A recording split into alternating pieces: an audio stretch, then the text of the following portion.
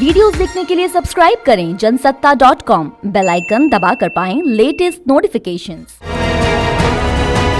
देश में कोरोना के मामले लगातार बढ़ रहे हैं। इस बीच प्रधानमंत्री नरेंद्र मोदी और केंद्र सरकार पर हमले भी तेज होते जा रहे हैं। देश के पूर्व वित्त मंत्री और टीएमसी नेता यशवंत सिन्हा ने कहा है कि प्रधानमंत्री बेनकाब हो गए हैं। वहीं पत्रकार रवीश कुमार ने कहा कि अभी देश में किसी के भी जान की कीमत नहीं रह गई है।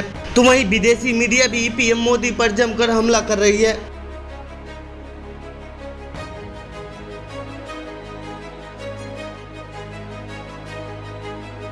इन दिनों देश की मुख्य विपक्षी पार्टी नेता खास तौर पर सोशल मीडिया पर प्रोफाइल फोटो लगाकर हमला कर रहे हैं। इस फोटो के माध्यम से विपक्ष पीएम मोदी से सवाल कर रहा है कि मोदी जी हमारे बच्चों की वैक्सीन विदेश क्यों भेज दी। इस पोस्टर को लेकर इन दिनों सियासी गलियारे में खूब चर्चा हो रही है। यही नहीं, दिल्ली पुलिस ने इस मामले में कई लोगों को गिरफ्तार भी किया था। वह अलग बात है कि सबको जमानत पर छोड़ दिया गया।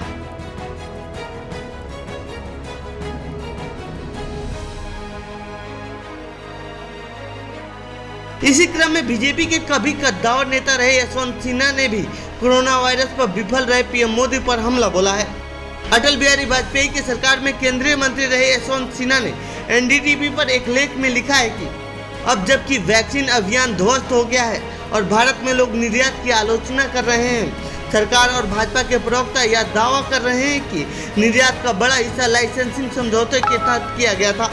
उन्होंने लिखा है कि ये भाजपा रणनीति रही है कि जीत का श्रेय वो लेते हैं लेकिन हार के समय में पीछे हट जाते हैं। प्रधानमंत्री जिस 56 इंच की बात करते थे वो अब बेनकाब हो गया है।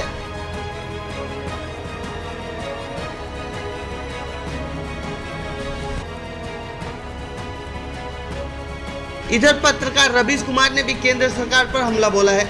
उन्होंने कहा है कि देश में किसी की जान की कीमत नहीं है। रवीश कुमार ने कहा कि राज्यसभा में स्वास्थ्य मंत्री अश्विनी चौबे ने एक लिखित जवाब दिया है जिसमें बताया है कि दूसरे देशों में कोरोना के चेन तोड़ने के लिए टीका बाहर भेजा गया है ताकि वहां के लोग जब भारत आए तो यहाँ संक्रमण न फैले। मतलब 1 करोड़ टीका लेकर मोदी सरकार दूसरे देशों में कोरोना चेन तोड़ने की फिक्र कर रही थी। हंसी आ रही है। वैसे भी जब पोल खुली है तो सरकार इस बात को प्रमुखता से कहने लगी है कि सारा टीका निर्यात नहीं किया गया था। ये तो रही देश में हो रहे पीएम मोदी की आलोचना पर एक झलक। अब हम आपको बताते हैं कोरोना पर फेल दिख रही मोदी सरकार पर विदेशी मीडिया कैसे हमला कर रही है।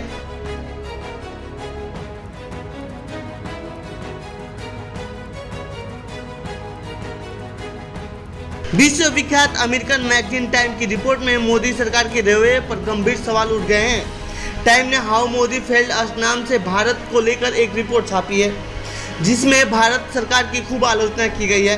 हालांकि इस रिपोर्ट को भारतीय पत्रकार राणा अयूब ने लिखा है जिन्हें पीएम मोदी की आलोचना करने के लिए जाना जाता है। टाइम मैगजीन के लेख में राणा अयूब ने लिखा है कि भारत की मजबूत सरकार ने परिस्थितियों को नजरअंदाज किया है। टाइम मैगजीन की इस रिपोर्ट में कहा गया है कि पीएम मोदी ने कुंभ मेले को सांकेतिक तौर पर मनाने और कोविड को रोकने के समय लगातार चुनावी रैली करते रहना भारत के लोगों के लिए महंगा पड़ा है।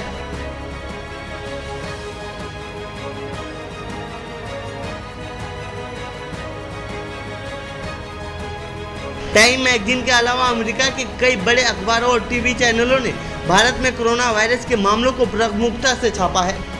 CNN, New York times, Washington post ने कोरोना संक्रमण को लेकर मोदी सरकार की आलोचना की है। CNN ने एक्सपर्ट के हवाले से लिखा था कि भारत में कोरोना संक्रमण के मामलों को लेकर अब भी गलत आंकड़े दिखाए जा रहे हैं। इसके अलावा CNN ने यह भी लिखा है कि भारत के शमशानों में शवों का अंतिम संस्कार कराने के लिए लोगों को घंटों तक लाइनों में लगा रहना पड़ता है।